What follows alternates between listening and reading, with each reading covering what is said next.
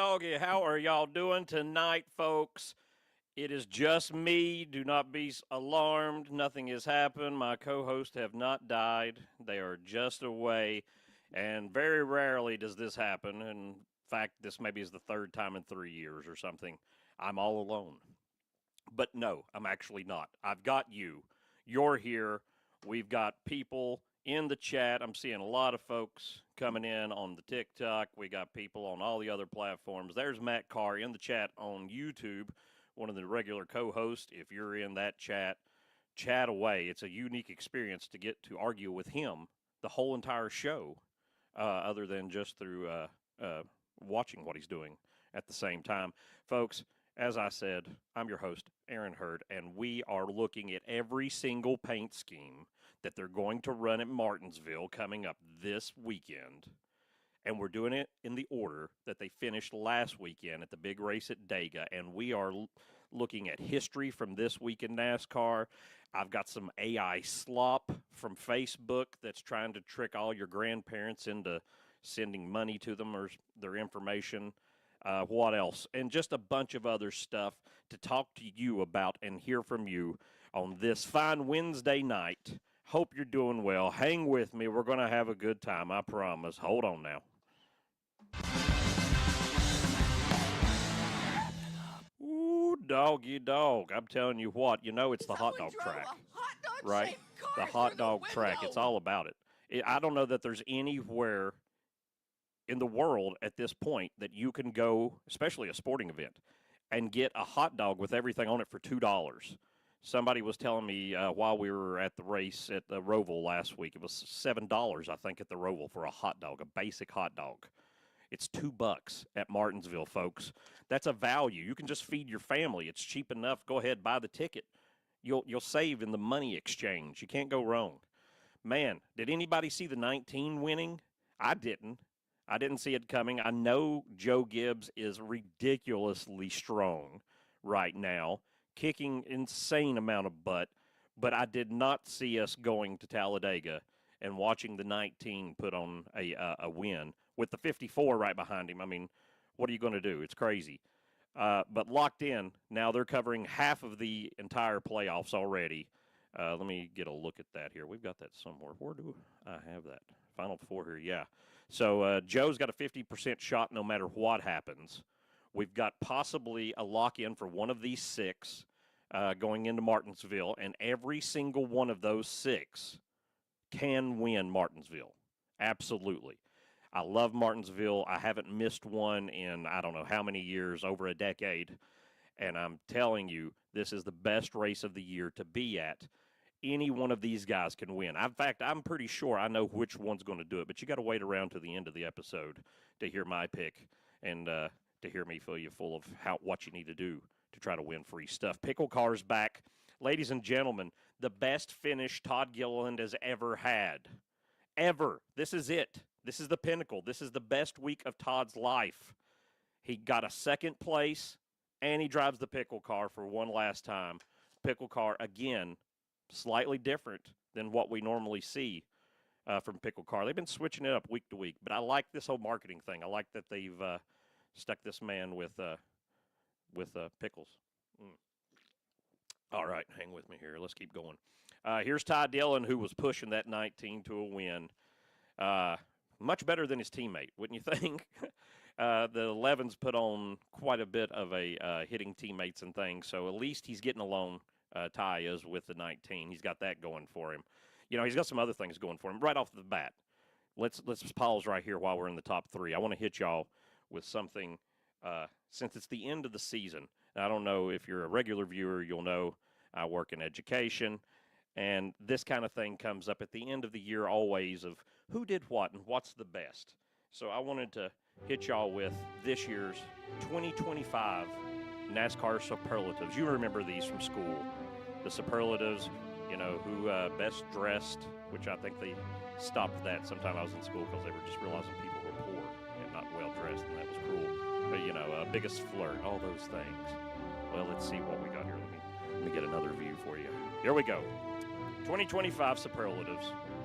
Ah, yes, right off the bat, the winner last week, NASCAR's teacher's pet In the Daytona 500, if you remember all the way back to the start, folks, he got that L2 penalty thrown at him. That was 100 drivers' points, 10 playoff points, crew chief suspension for 4 races, and $100,000. They appealed it. It just all went away. All of a sudden, the sanctioning body was cool with it. We'll give him the Teacher's Pet Award for the year. Coming in next, Class Clown. How many reasons could there possibly be that we need to name Carson as the Class Clown? At Atlanta, he's close to a finished multi-car crash in the backstretch. Him and Ryan Blaney are confronted. Hostmark is aggressive. He goes too far. He gets fined $50,000 for a derogatory comment about Mexico City. And now, as of today, the guy from Mexico is his team. So, boy, that's going to be fun to watch next season. Coming in, best hair. Was there any question that this man's mullet, this mane, was not going to get an award?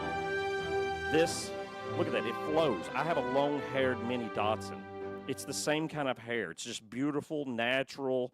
It grows in the wild. An animal-like instincts. Look at the man. He's small like an animal also. The exchange student who now tutors the class. SVG's road course pedigree. He won all of them but one, and he probably could have done that if we just had a few things a little bit different. Yes, Professor Van Ginsberg puts on something. He got Mexico City, he got Chicago, he got Sonoma, he got Watkins Glen, and like I mentioned, I was at the Roval, and he got that for half a lap, folks. These are the people that are taking away the jobs that Americans have right here. No American gets in the winner's circle when SVG's on the road course. Oh, was there any doubt the most popular would be Chase Elliott? And you know, the voting's open right now for you to go vote for the most popular driver. But is it even pointless? Is it pointless? Should you do it? I don't think your vote matters in this election. I think Chase Elliott wins no matter what.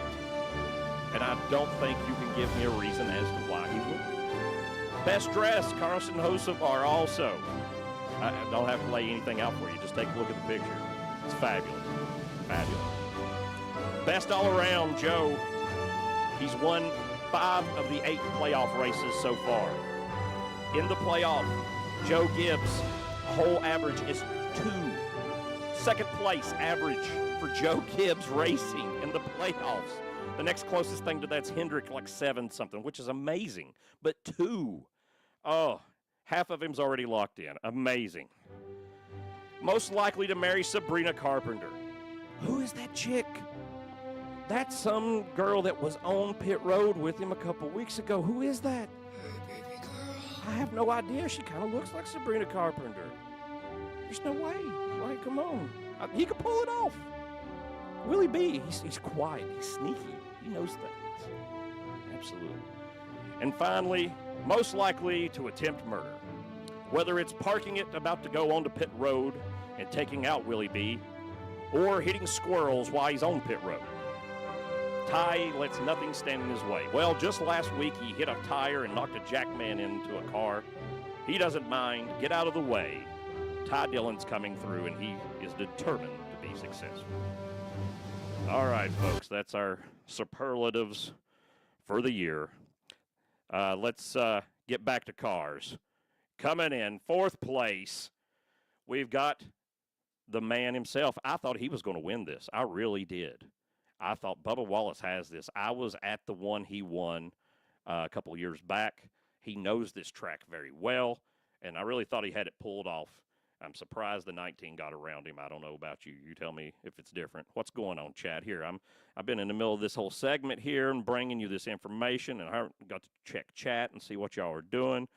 Victor, my man, what is happening? There's Tyler. Yes, he knows about the hair. Scott, what's going on? Plenty of people. Oh, let's keep it moving, folks. Hey, new scheme for the year for the 41. Texas A&M again. Man, I'm telling you, they spent a lot of money on this. This is a college. Is this a good use of a college's money? I don't know, honestly. I can tell you because it is a public college, we can find out how much this sponsorship cost. from my sources for this year, $275,000 for the 41 to run this scheme at Martinsville. Just over $250,000. That seems really high to me. If I owned a college, and I know a thing or two about education, I'm a doctor. Let me tell you, I think we could spend $250,000 better. That's just me. But I went to the real UT, University of Tennessee, so we won't go into that. 77. Oh my goodness, got the eagle on the hood. Look at this thing. We have been complaining for weeks about the Mondo Casino. I'm glad he picked up a sponsor. I like the guy. He's crazy. But, man, the car has looked terrible. It's looked like you had somebody on Fiverr do it and somebody who was vision impaired also at the same time. And this week they were just like, forget it. We're going to flip the whole script. Here you go. Don't say somebody in Korea got paid $5 to do this. It's as American as you can get. Man. It's hot. Look at that. It's a response also maybe to Daniel Suarez showing up at Spire Motorsports immediately. They cover everything in American flags. Somebody, Scott's asking in the chat here on the YouTube, where do I see the Haley going because the 7 is being taken over by Suarez? Man, that's a great question. And I've been thinking about that all day. I mean, I've been thinking about it for a while, but today especially. And I have no clue. I think he needs to go to like one of those Ram trucks and show up. He needs to pull a John Hunter Nemechek and go down, kick butt, win a truck title, then prove he has worth to somebody to come back up to Cup Series. I think that's what needs to happen. If not, then, I mean, he's already left Rick Ware. Where are you going to go? Like, he's already dwelled all the bottom places. He's got to move down. There's no way. Speaking of moving down, this 45. Dear God, it's one of the worst schemes that's ever existed. I hate it so much. Long John Silver's, again, as I've told you many times, the gentleman who owns Front Row Motorsports got his money, or makes a lot of money. I don't know. Maybe he didn't get it. He owns several Long John Silver's and some other restaurants down in just past where we are here in Bristol. And so he is running this again, so it's kind of self-sponsored. I don't think the chain gives him any kickback, but I'm sure he gets some credit for that with chain for his advertising. They're running that chicken one again. Building submarines. They're going to build them the rest of their lives. They're never going to quit with this. I'm telling you what, they love these submarines. Let me show you an angle I saw today from RFK online of a shot from the 6. Here we go. Here's the 62 is going to pit in front of him, okay? He's going to, here comes the 62 into shot. Just slide it right in, parks, go to work. Okay, he's done. Just, it's like he meant to. It was just so smooth. Just something about that. The 62, of course, not running this week. The 88, though, getting his best speedway finish ever. Oh, my goodness. It's ridiculous. The man's able to finish in 11th place. If he listen, I'm just joking, but if he figures out how to drive in an oval, everybody's in trouble. The man has got this locked down. On the road courses, he knows what he's doing. Somebody needs to step up and get involved, do something. Look at the 99. They're just trying to humiliate him on the way out. 2 more races, take your clothes off. Get in the car, take it off. Go ahead. I do that? Like we were saying a minute ago, announced at 1 o'clock today, he's going to Spire to the 7. Justin Haley has been fired a couple of weeks ago. And so Suarez, of course, is going to get the ride because he has money. I mean, that's one of the main factors. They showed that freeway insurance is going with him and going to be the anchor sponsor, meaning covering most of the races. So it's only, though, so here's the I want to stop. I want the dramatic pause, okay? Understand what I'm saying? It's a 1-year deal. When I heard that, I'm like, that's strange. But it made me think, and this is a conspiracy theory, does that leave the door open for Kyle Busch's contract to run out next year and there be an opportunity for Spire to have an open seat to make a play for Kyle Busch? Possibly. But the president, the owner, the owner of Spire was speaking at the conference, he said this is an opportunity for Daniel to show that he hit last year, this year, 2025 is a fluke for him, and for us to show it is for the 7 car as well. And I thought that was kind of shady. He's like, we've got a lot to prove. I don't know. If I look at points, let me pull up my points here, folks. The points, the 7 car, I think, is 31st in points. Yes. And the 99 car is 28th. There's 2 guys between them, Todd Gilliland and Ricky Stenhouse. It's kind of an even driver change at this point. You've just got to be honest with yourself. I like Suarez. I do. And I don't mind Haley or anything. But it's kind of another changeover from what they did with the 7 earlier when they dumped Corey LaJoie out. So they've been just randomly fishing that car for a while. Here's the one famous Moose car for doing the melon, Hell Melon there. I was there at that. Man, that was an awesome one. A lot of energy at that one. I hope we see something crazy again. Ross can bring it. 42's got the Paul Bacher, as we like to call it. Going to be a big sponsor again next year. They already announced for the 42. They've already dropped a paint scheme for the 42 for 2026. I don't know. I think it's just a one-race deal, but you'll see it in the off-season when we do a show. Blue, not a bad-looking thing. Here's this crossover half-and-half deal that they're running with over at RFK. They ran this on the 6. I don't think the 7 did the half-and-half, though. I never like when they take a paint scheme from the front of the car and a paint scheme from the back of the car and try to stick them together when the colors don't match. I know you've got to make it fit somehow, but there's got to be a better way than just like we stuck 2 cars together. I don't know what it is. Don't ask me. So, maybe I shouldn't be complaining if I don't have an answer, right? Okay. Something new. This boy, he's a slick one. And then Joe Gibbs' car that's not in the playoffs. It just seems to me that he's just begging for it. This guy has to be the next guy to pull it in. He's the other man in the playoffs. It's Joe Gibbs. It's his turn. I'm not saying this is my pick, but I'm saying if you don't have big energy on the 20 this weekend, I would check myself, okay? He's going to be in the top 5. Unless he's taken out, I think he's going to be on a mission. He's got this new sponsor. It's a suit company. If you've watched the races, you've seen this commercial he's got where apparently he from the future and he from the past travel through time to himself in order to take themselves to buy sports coats. So I thought that was interesting and made no sense. But that's what they're doing. 22 back here in 16th, just outside the top 15. He was leading for a while, and I thought for sure, man, he's going to pull off something. He's going to get up here. You know what's interesting, though, while we're at that? Let me hit this with you first. He's 38 back. That's almost a gotta win. I mean, you get 1 point per place. I know you got 20 more points available there in the segments, but pretty much a race back. Almost everybody below the cut line is a must-win. Definitely Chase Elliott, no matter what. But Joey, man, I thought he was so close to pulling something off and getting pointed back in. 71 with a new scheme. It's a Gamebridge scheme, but they decided to change it up completely from what they normally do.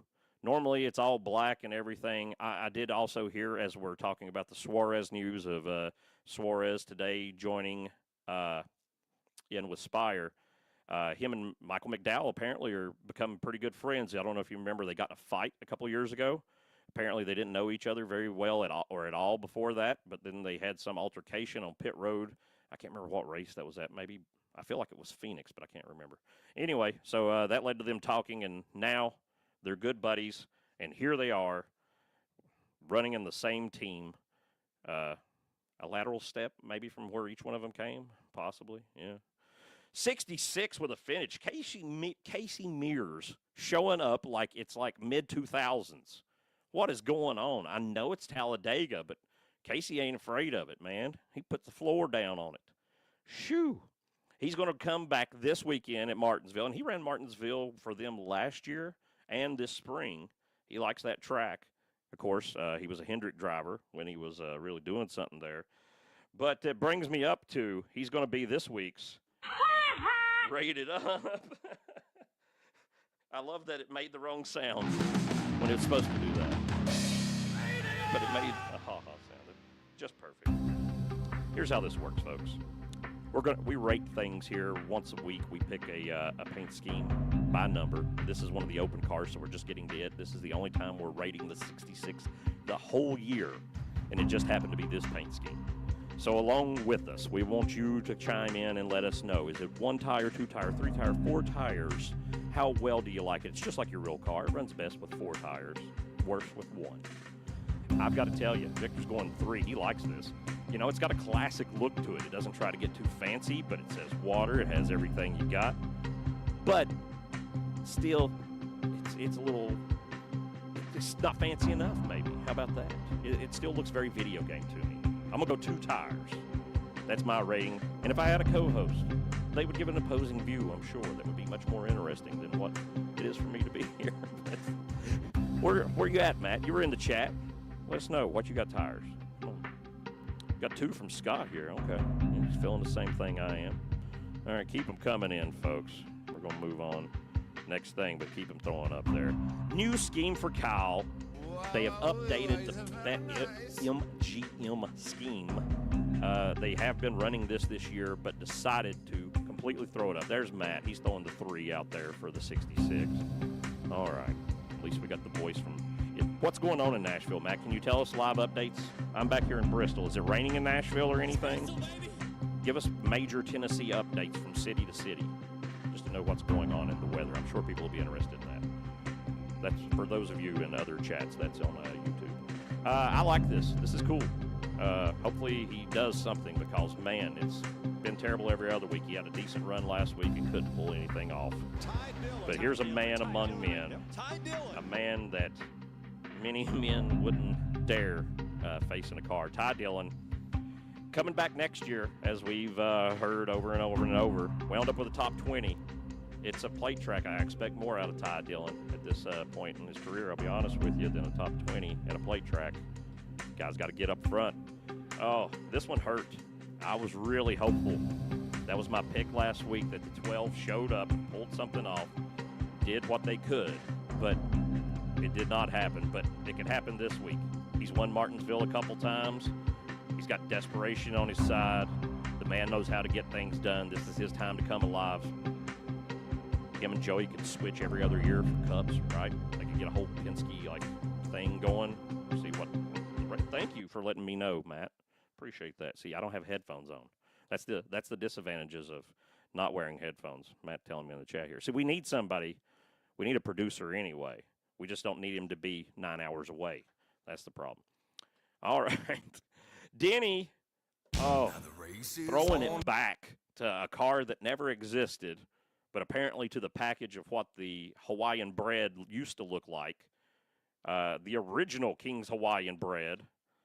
I don't know if I like this or not. Part of me's like, that's cool, and part of me's like, it's one of the ugliest things I've ever seen. It's very 70s, maybe late 60s, early 70s. It reminds me of like my grandmother's linoleum in her house, you know, that kind of thing. I don't know if that's reminiscence or something bad. Here's the update from Nashville. Shining windy today. Went to the zoo, saw a tiger. Oh, my gosh. Well, Denny Hamlin's a bit of a tiger.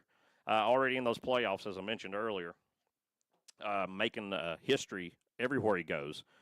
And that counts all parts of the internet, especially on Facebook's terrible, terrible AI slop. And in the Garage Alliance. Oh, we've got a doozy for you this week. I don't know how we didn't hear about this one, okay? Apparently,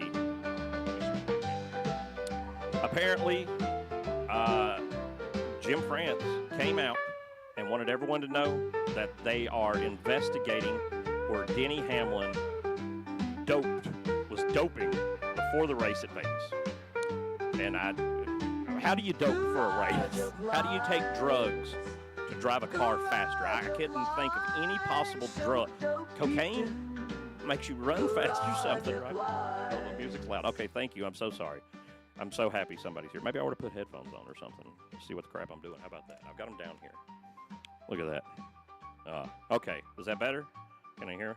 All right. Thank you. Anyway, Denny here apparently was on drugs at the race. I don't know why. But AI, as you can see, this was on Facebook, posted by some of their trash, and it was being investigated. Here's Jim France. It did a pretty good job of that. I don't remember this press conference at all. I don't know about you guys. But Denny was stunned by it, apparently. Walking around with his AMP Energy suit on also.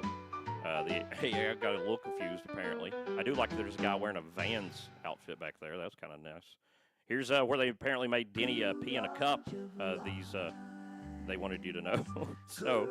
And then filled out an entire several reports showing what was in Denny's pee. I still can't figure it out. People were stunned. Again, did anyone hear about this? I didn't. Anyway, Denny apparently didn't care, according to the pictures and the AI story from Facebook Slop. He was just happy that he won, and apparently passed out again on the AMP Energy car shortly after from doping. If anybody knows of a possible drug, I mean, I know we had the whole Jeremy Mayfield scandal. I don't think that was supposed to be making him drive better, though, was it?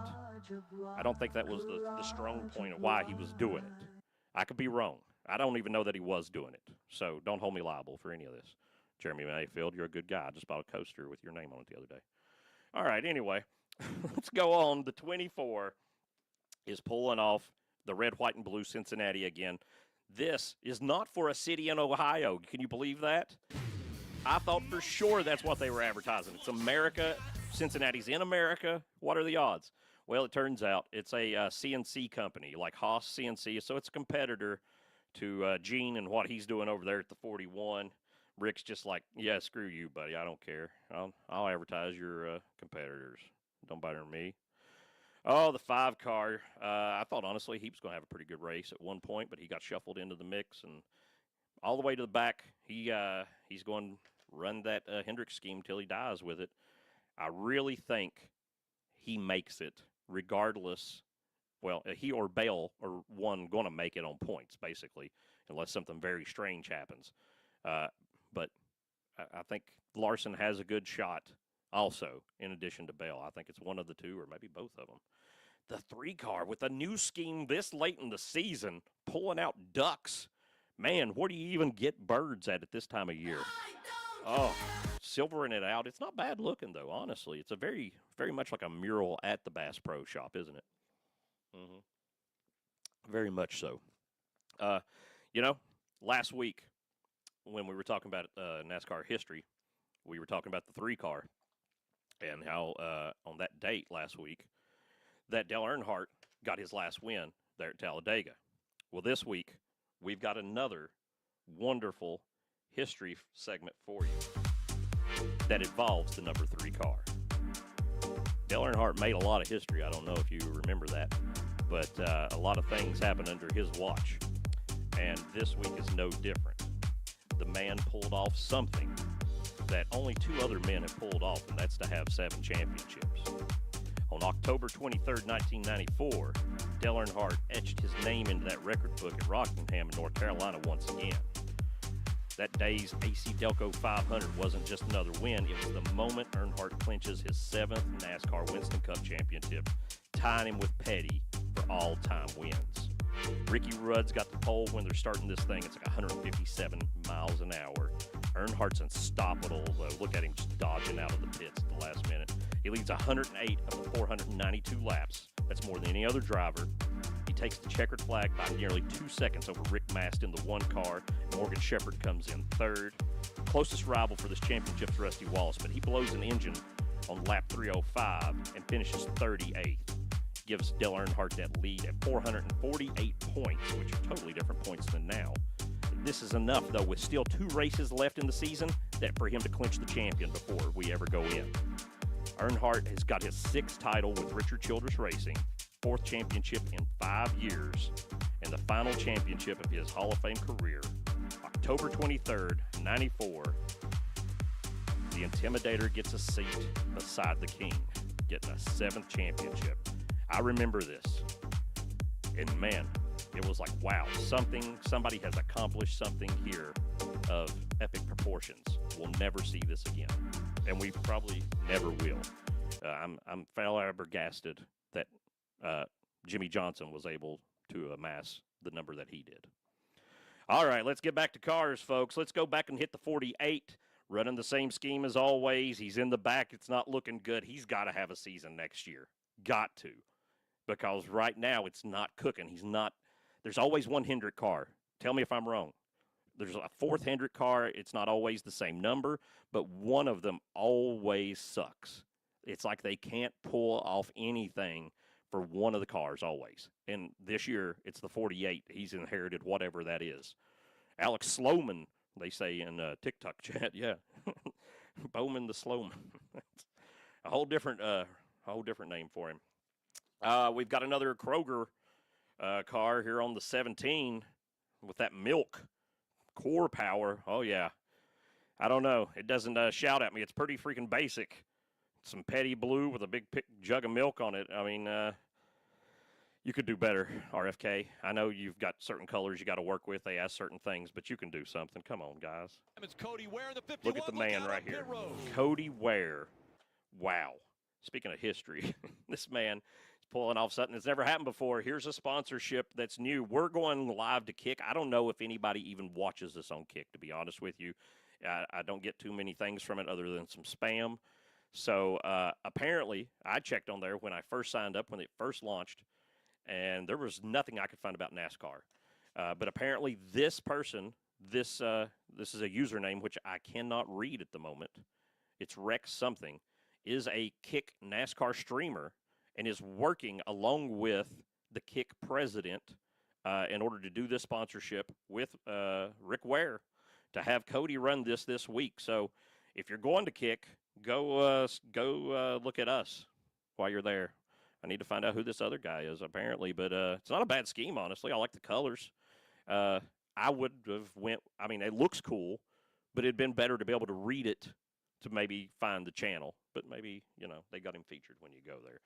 Oh, did anybody see? I only saw a clip. Door bumper clear this week. Bing bong. They had Jimmy Spencer there. And I don't know if you're familiar with Jimmy Spencer, if you're a newer fan. Jimmy Spencer used to have a show on what was called the Speed Channel. And Jimmy Spencer just said whatever he wanted. Even when he was a driver, he just did and said whatever he wanted. He had a famous rivalry with Kurt Busch and went and punched him in the face through the car window. This guy didn't take no crap. He drove the camel car, he's smoking cigarettes. The guy was amazing.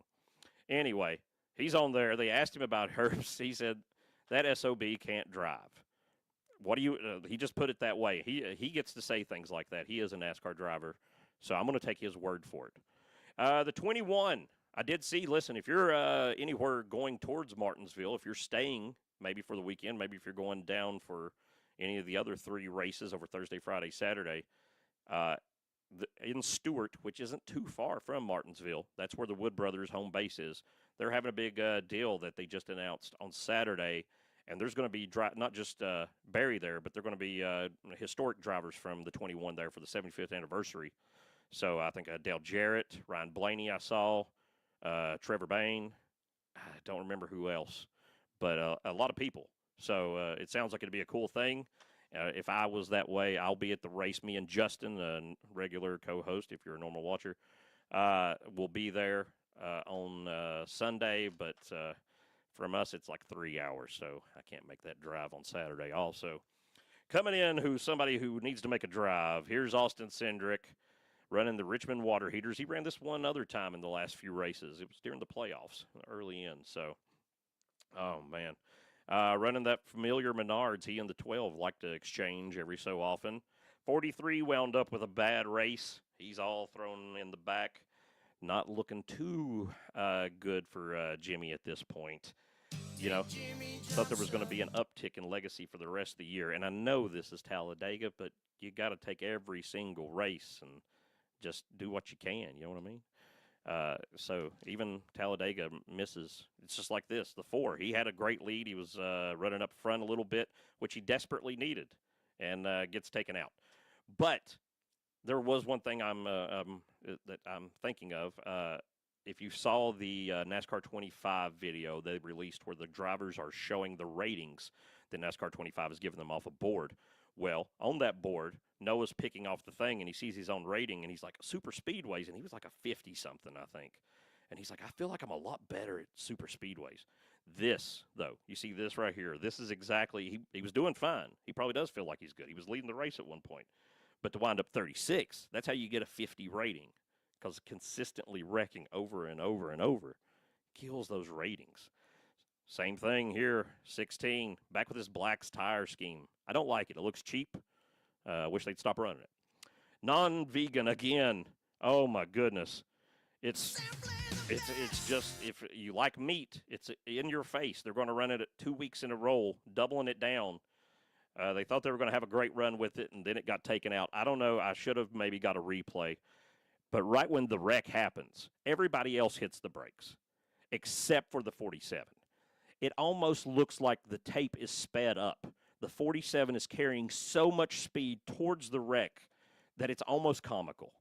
Go back and watch just that clip. Everybody else falls back. 47's like, nah, head on into it. I mean, I know he was probably trying to shoot it, but it looked rough from the deal. Next to last, this is why you're fired, right here. This is it. Where can he go? Anybody got any idea in the chat what you think possibly could go? Because I honestly don't. I don't think there's a cup ride out there for Justin Haley next year. I don't even know what cup rides are out there, and there's highly sought. Yeah, somebody, TikTok, Joel saying Colleague Trucks. That's my feeling, too, and I think that's his best bet. I really do. A lot of people are part-time next year in the Xfinity Series. I don't know if you guys have seen that. A lot of part-time rides. Like Junior's only the 7 and the 8 are the only full-time cars Junior's running next year. He used to have full season 5 cars at one point. He's down to 2. The one's going to be part-time, switching drivers. The 88's now got Raja Carruth announced today, a Spire driver coming up and doing part-time in the 88. Yeah, that's what I said. Then they said Suarez and Chastain will both take the 9 part-time. So a lot of that going on throughout the thing. Haley may wind up in some position like that. And we come down to the last place of Dega. The man who knows beyond a shadow of a doubt, no matter what happens, no matter what, he's got to win going in. He's known longer than anybody else that's definitely what's going on. So we'll see what can happen with him. He can win Martinsville, totally. I don't know if you're diecast fans, if you're that rich, the diecast have become so expensive. I could probably refinance my house with what's sitting right here above me, right? But they just decided this week to release his first start at Martinsville in the 25 Napa car when they ran that extra car. I don't know why they picked now, but maybe that's good mojo. They're putting all the energy behind him. He's running that Lumar, and that's all 40 cars that are going to run at the big paperclip this weekend, folks. There's a lot there. There's going to be a lot go down. If you're like, I don't know if I should go to blah, blah, blah, or I should watch the race. This is the race where things will happen. If nothing happens in this race, come back next week. Tell me. We got one more week, okay? One more regular show this year. Come back. Tell me I'm a liar. I'll be like, yeah, you're right. I'm telling you, Martinsville Fall is the race of the year. Be ready for something to go down. So that brings me to what I think is going to go down. And if you make a pick, before I even tell you what I'm picking, we give away stuff on the weekly. If you want to win it, all you've got to do is put into the chat who you think is going to win. Victor is saying Christopher Bell gets it done, and he thinks Joe Gibbs sweeps that round of 8. Very well could. We send out shirts, we send out hats, posters, beach towels. I sent out a pack of Casey Kane coasters last week. Collector's cards, just all kinds of stuff, unopened items, that have been preserved for history in the NASCAR vaults of boomers and myself. I'm not a boomer, not even close. I know I got white hair, don't hate on me. It's a freak accident. Anyway, who am I picking?